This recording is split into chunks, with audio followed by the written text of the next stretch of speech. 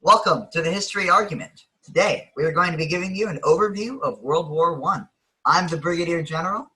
And I'm the Raving Raven. If you're short on time, here's the short version of the war. The Allied powers, an alliance comprised of France, England, the United States, and formerly Russia, defeated the Central Powers, comprised of Germany, the Austro-Hungarian Empire, and the Ottoman Empire, in the world we know as World War I. And so, to kick it off, we're going to talk about the preparations prior to the war that many countries took. The war was a long time coming, as many European countries had bad blood with each other. All right, so I think you're going to take us away with the Austrian developments. Yes, now Austria was gearing up for a war for land and glory to expand the Austro-Hungarian Empire and to maintain some sense of stability for all of its member states. Now, Archduke Franz Ferdinand was visiting Bosnia and was shot by Serbian nationalists because the Serbians did not like the expansion of the Austro-Hungarian Empire and did not want that power in the Balkans at all. Now, this caused Austria-Hungary to declare war on Serbia, and that would in turn cause Russia to declare war on Austria-Hungary, and Germany, who had signed basically a blank check with the Austro-Hungarians, would go to war. And now we have the basis for World War I. Now, Austria-Hungary's troops were very badly trained. Many of them didn't even speak the same language. And their equipment and tactics were absolutely horrific. The army was led by Conrad von Hotzendorf, who had a grand plan of what would happen when they won, but did not have a coherent plan to get there. So throughout the war, we will see Austrian lack of materials, lack of supplies, and general incompetence that will cripple and eventually destroy the empire. So over on the Eastern Front, this is with Germany, France, and England mainly. There are two main plans. So the Schlieffen Plan, which is Germany's plan to outflank the French army and get a speedy victory by taking Paris, so that they can then turn and face the Russians, as they knew that because of the Triple Entente alliance, they would be fighting a two-front war. This plan was taken over after the original creator died by Moltke, whose general incompetence and just idiot ideas of changing the plan would significantly weaken the outer flank of the Germans, and eventually the German war machine would run out of steam right 30 miles of Paris. The French plan, Plan 17, was very similar. The plan was to retake Alsace-Lorraine, a territory that Germany had taken after the Franco-Prussian War, with a large amount of troops, and try to outflank the Germans after they attacked Belgium. France did not want to go to war with England, as England was, one, a friend, and two, they were allied with Belgium. They wanted Germany to take the blame, and then they wanted to move their troops into Belgium, so they weren't fighting a war on French soil. So that's the basis for the war, and these two plans create a thing called the race to the sea. Both plans wanted to outflank one another, and so their armies just eventually kept digging and digging trenches and moving closer to the western coast of Europe, creating a very long line of trenches that remained there till 1918. So why don't we go over to the Eastern Front and look at early Russian losses? Yes. Now, Russia was a nonetheless powerful nation overall, with their numbers of troops and amount of capability in that respect. However, Russia was crippled as it had such vast expanses of land to cover with very little industrialization. So the Russian army faced setbacks very early on in the war in the battles of Tannenberg and the first and second battles of the Masurian Lakes. All of these were losses to the German Empire. The German Empire initially claimed victory at the First Battle of Masurian Lakes, pushing the Russians out of Germany for the rest of the war, and then the Second Battle of Masurian Lakes, pushing all the way to the Vistula River in Russia. Now, on Russia's front with Austria, it was a different story. Russia was quite successful in pushing through Austrian lines, and in the mountains where many troops were dying on both sides, Austria's lack of leadership and disorganization led to the downfall of whole armies in that area. Now, Austria's pride and joy, the Premysl fortress, is in the mountains between Russia and Austria, and the Russians laid siege to it for months, and eventually that fortress fell. Now, when it did, it was totally surrounded by Russian troops, and throughout this period, when it had been totally surrounded, Conrad von Hötzendorf, the leader of the Austrian army, had showed a singular focus on Premysl, wasting hundreds of thousands of troops in vain attempts to resupply the fortress, and continued to push even after the fortress was lost. Now, on the Austrian-Serbian front, the Austrians were unable to seize Serbia due to even more incompetence on that front. Now, Serbia is a very small nation compared to Austria, with very few soldiers, and was crippled by disease, and yet Serbia held out against this empire. This shows the beginning of the end for Austria-Hungary. Yeah. Going back to the Premysl fortress, the Germans helped the Austrians to reclaim it, but the Austrian Empire, after retaking Premysl fortress, would no longer be run by Conrad von Hötzendorf, and most commanders in the Austrian army would be swapped out for German ones. So, similar to the losses on the Eastern Front suffered by the Allies, during the beginning of the war, the French army lost a significant amount of territory after the Germans were able to sweep through Belgium using heavy artillery to destroy their forts, which originally the French thought would hold as a defensive line for them. And eventually, after rapid advance by the Germans, they were stopped 30 miles in front of Paris at the First Battle of the Marne.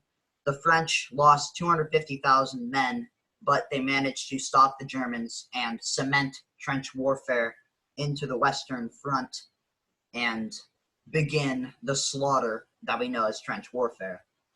And so that begins the trench stalemate on the Western Front. A similar thing happened on the Eastern Front. Do you want to tell us about that? Yes. So the Eastern Front in the first 2 years, 1914 and 1915, was a very mobile front, as there was lots of space to cover, and most units that were covering that most effectively were cavalry. However, it eventually devolved into a similar sort of stalemate, not with as much trench warfare, but difficulties on both sides in the mountains between Austria and Russia to make any true gains or large breakthroughs. And in the Caucasus Mountains, as Turkey entered the war between Russia, hundreds of thousands of troops died without seeing combat. So combat lines on those two fronts did not change very much. The only real change occurred on the German-Russian front, and even that was minimal, as with the amount of space that needed to be covered, neither army could ever establish a total advantage in that realm until around 1917, when Russia would leave the war. Yes, so the solution on the Western Front to break the trench stalemate that was pretty much postponing battles and just endless loss of life was occurring because of many technologies such as the machine gun and gas, which was first used by the Germans in World War I. So tanks were the solution. The British began to mass produce these tanks along with the French. The British Mark class tank, they produced more than 5,000 of these tanks throughout the war. And the Renault FT was the first tank to ever have a turret and the French produced more than 3,000 of these tanks. However, the Germans, due to the British blockade, could not get the supplies necessary to mass produce tanks on the level that the British and the French had, and the Germans were only able to produce 8 German A7Vs. And the German tanks, they would not see much battle, as the Allies would rip them to shreds in the first combat that they were used in. So the first battle that tanks were used was at the Somme. Largely, this was a fail due to infantry not being able to exploit the gains taken by the tanks. And then at Cambrai, which was the largest battle tanks were used in during the war, and the beginning of the end for the German Empire. Do you want to tell us about that? Yes. Now, at the Battle of Combre, the British amassed significant numbers of tanks, differently from what they did on the Somme, where individual tanks would advance. This gave them a large advantage over German forces in the area, and it was totally overwhelming to the Germans. And this would lay out plans for future tank tactics, which would resemble naval tactics, except on land.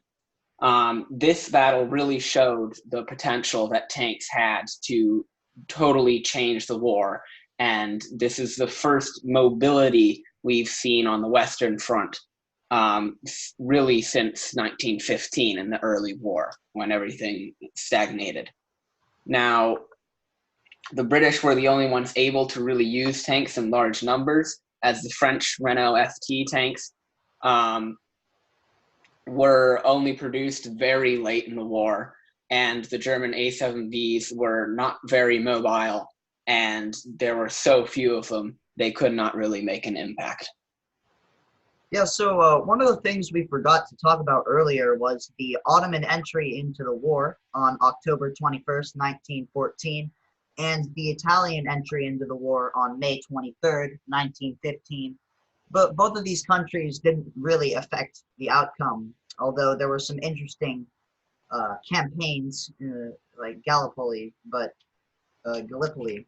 But now we have to talk about U-boats, which were they were new technology, and they're very important, influential in the German way of war. And yeah, the Battle of Jutland. Yes. Yes. Now, U-boats were the first major naval development since the British developed dreadnoughts and then super dreadnought battleships. The U-boats were a significant threat to transatlantic shipping, as they could go undetected and remove the Allies' lifeline from America.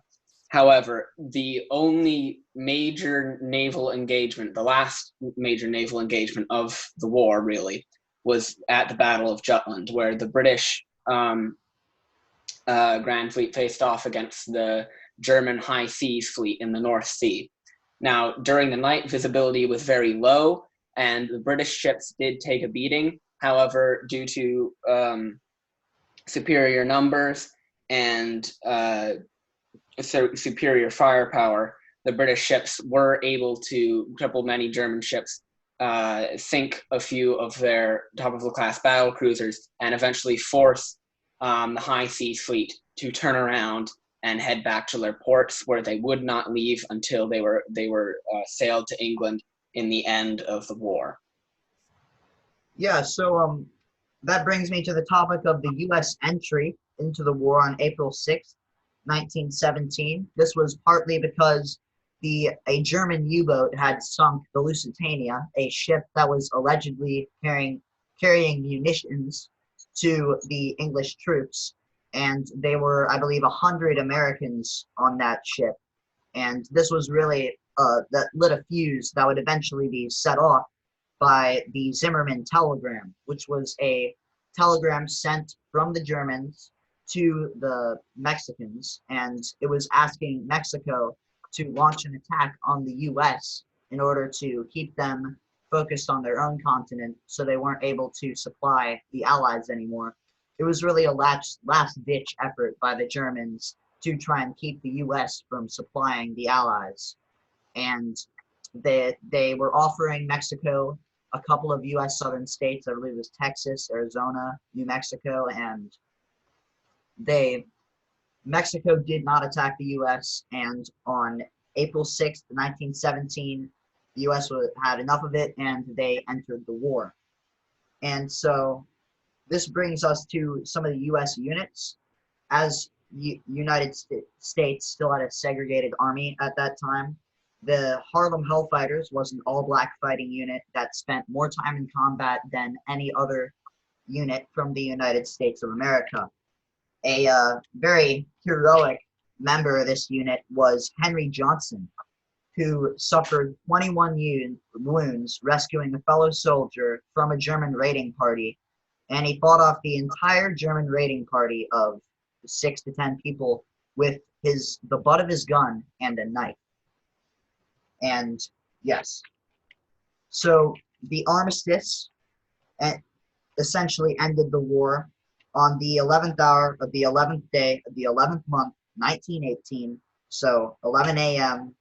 September 11th, I believe. No, sorry, November 11th, 1918. The shots stopped and the path to peace began. So that brings us to the Treaty of Versailles.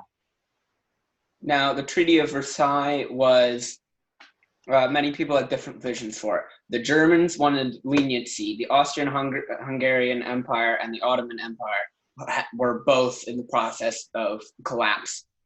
And President Wilson advocated for peace without victory. That is, to not lay blame for the war and to be lenient on the defeated.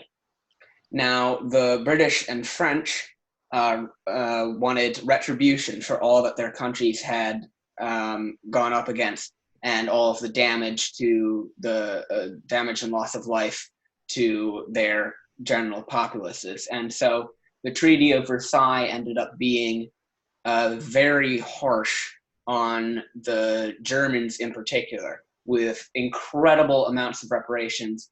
It required them to take responsibility for starting a war. And all of this would lead to the total collapse of the German economy that would only be fueled by the Great Depression.